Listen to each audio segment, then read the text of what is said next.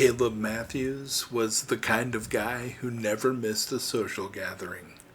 At 32, he was well known at his company's marketing firm as the glue, the one who kept spirits high and team morale higher. Everyone loved him at the Friday night happy hour down at the Hollow Oak, the local spot with live jazz, strong drinks, and even stronger bonds of community. But while everyone else saw charisma and confidence, Caleb lived with a quiet battle that haunted him beneath the surface: chronic anxiety. He had lived with it since high school, when sleepless nights and spiraling thoughts first began to steal his peace. By college, he had learned that alcohol took the edge off. It helped him sleep, helped him breathe, helped him forget. But it never actually healed.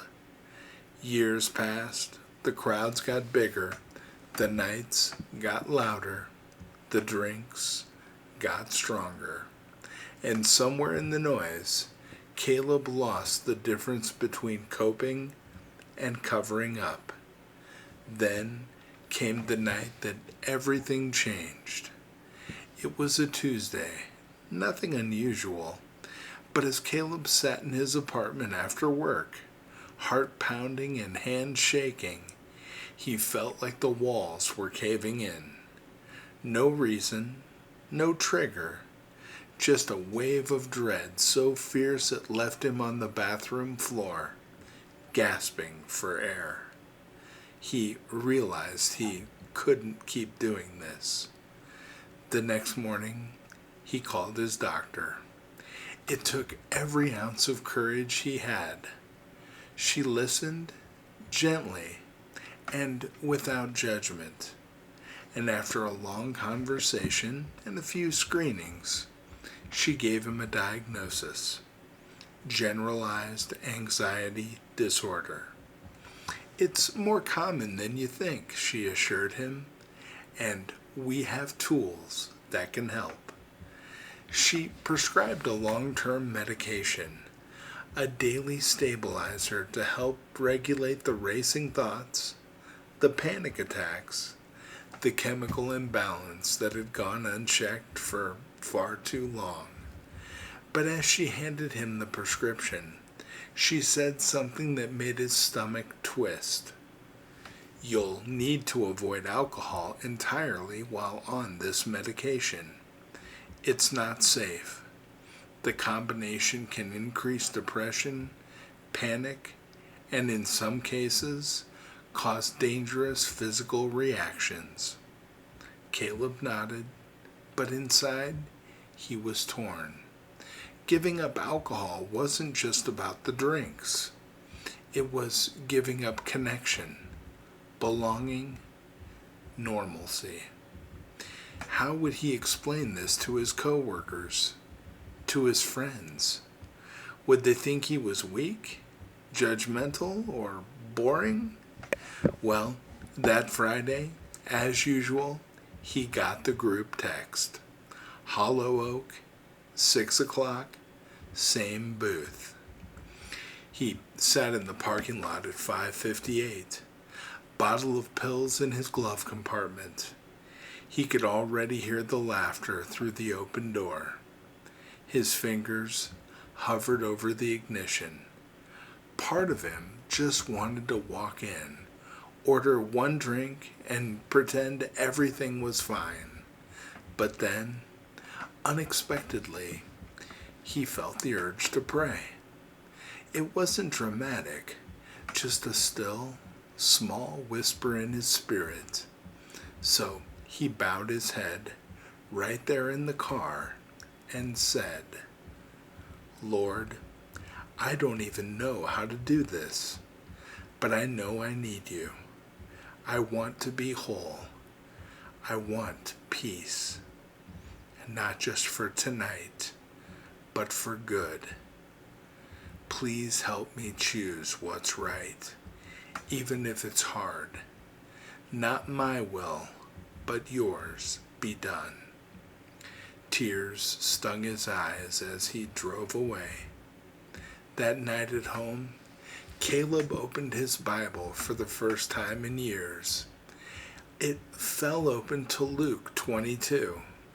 He read very slowly, Jesus in Gethsemane, facing the cross, alone, in agony, asking the Father if there was another way, and still choosing obedience.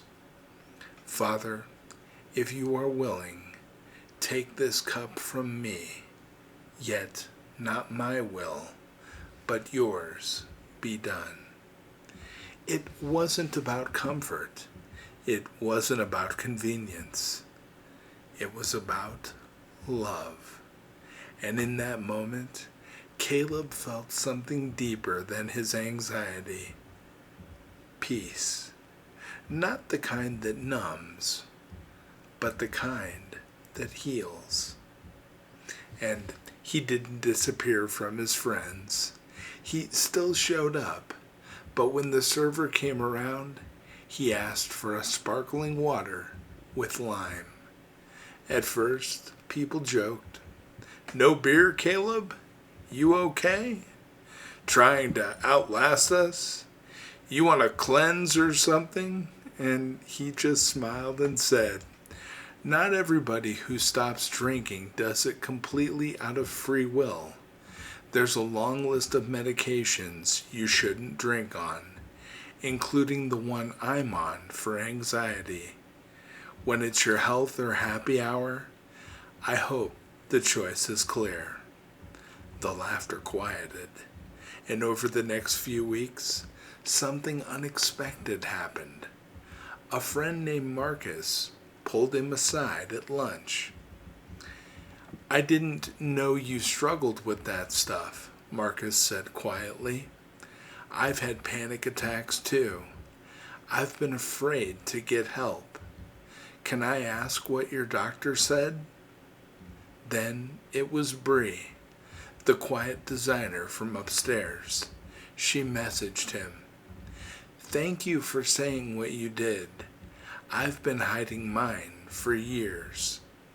One by one, people came to him, not to party, but to talk, to heal, to ask questions about faith, about medication, and about courage. And Caleb didn't just get better, he became a beacon. Not because he shouted from rooftops, but because he made one quiet, powerful decision to obey God in the hidden place. You see, friends, Jesus never said obedience would be easy. He said it would be worth it. And like Caleb, we are often given a choice, comfort or growth, fitting in or healing, the crowd or the cross.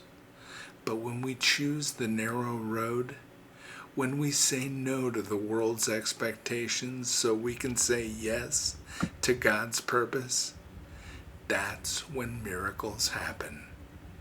Because sometimes your obedience is the door someone else needs to walk through to find their freedom as well. God bless you, my friends.